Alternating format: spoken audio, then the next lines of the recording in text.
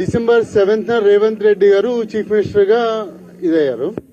నాకు building permission జనవరి 14th. నేను building కట్టుకున్నాను, గృహప్రవేశం చేసుకున్న ఆల్మోస్ట్ ఒక 15 days తర్వాత కొంచెం ఒక ఆఫీసర్స్ హడావుడి బఫర్ జోన్ ఇది అని స్టార్ట్ చేశారు. స్టార్ట్ చేయగానే ఇది కంప్లీట్ గా మా వైఫ్ నేను అండ్ మా ఫస్ట్ నేను ఇది నాకు తెలియగానే మా ఫాదర్కి చెప్పాను ఇట్లా బఫర్ జోన్ లో ఉంది అని. మా ఫాదర్ ఉండేసి నువ్వు చదువుకున్నాడు, నీకు ఆ మాత్రం జ్ఞానం లేదా అంటే, రేవంత్ రెడ్డి గారు వాళ్ళ అన్న FTL లో కట్టుకుంటున్నప్పుడు రేవంత్ రెడ్డి గారికి జ్ఞానం లేదా? అన్న నువ్వు కట్టుకోవద్దన్న ఇది FTL అని. మరి మాకెలా ఉంటుంది జ్ఞానం? నేను రిజిస్ట్రేషన్ ఆఫీస్కి వెళ్ళాను, రిజిస్ట్రేషన్ చేశారు. బిల్డింగ్ పర్మిషన్కి వెళ్ళాను, బిల్డింగ్ పర్మిషన్ ఇచ్చారు. బ్యాంక్ లోన్ దగ్గరికి వెళ్ళాను, బ్యాంక్ లోన్ ఇచ్చారు. ఒక కామన్ మ్యాన్ కి ఎలా తెలుస్తుంది ఇది బఫర్ జోన్, ఇది FTL అని?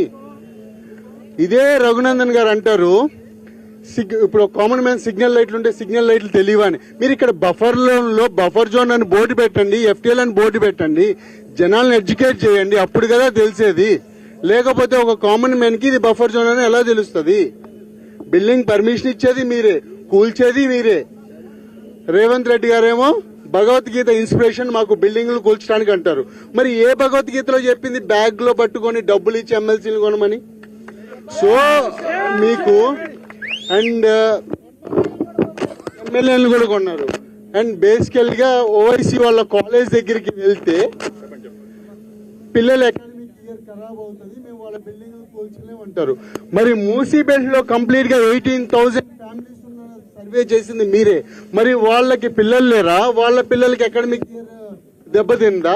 ఇలా కంటిన్యూస్ గా మీరు ఇంత ఇన్సెక్యూర్ పీపుల్ ని క్రియేట్ చేసి ఎవరి లైఫ్ స్పాయిల్ చేద్దామని మీ గవర్నమెంట్ పాలసీ ఏంటో ఎవరికి తెలియదు. మీకంటూ ఒక పాలసీ లేదు.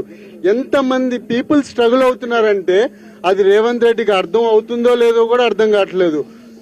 ఇంకేం చెప్పాలి?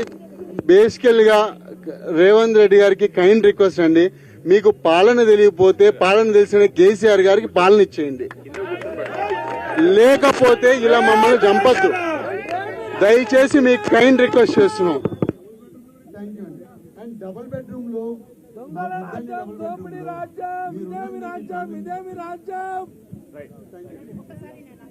ఒక్క మేడమే